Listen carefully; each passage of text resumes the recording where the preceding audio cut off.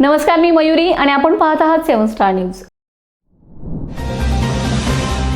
जत तालुक्यातील जनतेने मुख्यमंत्र्यांचे लाडके आमदार गोपीचंद पडळकर यांच्यावरील प्रेम जिल्हा परिषदेच्या 8 व पंचायत समितीच्या 12 जागा निवडून देऊन सिद्ध केलाय। जत तालुक्यात भाजपचे आमदार गोपीचंद पडळकर यांचा करिश्मा कायम।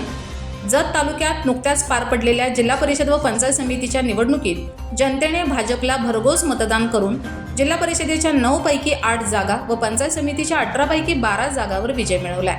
तर राष्ट्रवादी अजित पवार गटाने आपला गड राखत जिल्हा परिषदेच्या 1 तर पंचायत समितीच्या 2 जागेवर विजय मिळवलाय। त्याचप्रमाणे पडळकर लाटेत सुद्धा काँग्रेसने पंचायत समितीच्या 4 जागा जिंकून आपले अस्तित्व राखले।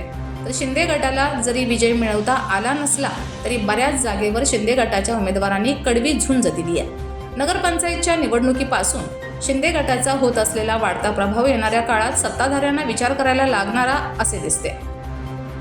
एकूण जिल्हा परिषदेच्या 9 पैकी 8 जागावर तसेच पंचायत समितीच्या 18 पैकी 12 जागावर विजय मिळवून आमदार गोपीचंद पडळकर यांचा प्रभाव चांगलाच दिसून येतो।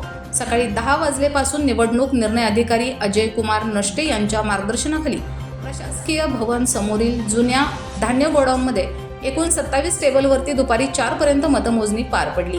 संपूर्ण परिसरात पोलीस बंदोबस्त कडक तसेच 200 मीटर परिसरात बॅरिकेड्स लावून कायदा व सुव्यवस्थेखाली कोणत्याही अनुचित घटनेशिवाय मतमोजणी पार पडली। भाजपचे सरदार पाटील, सुनील भैया पवार, येळगोंडा तोरणे, विजय रोपनर तसेच राष्ट्रवादीचे सावित्री रवी पाटील असे दिग्गज विजयी उमेदवार रिंगणात होते। निकाल जाहीर झाल्यानंतर विजयी उमेदवारांनी फटाक्यांची आतिषबाजी करत तसेच गुलालाचे उधळण करत डीजे व डॉल्बीच्या आवाजात समर्थकांनी जल्लोषपूर्ण घोषणांनी छत्रपती शिवाजी महाराज चौक व परिसर दणाणून सोडला। संपूर्ण जत तालुका भाजपमध्ये झाला असून त्याची चर्चा गावोगावी रंगत आहे। रवी ढिगोळे, 7 स्टार न्यूज, जत।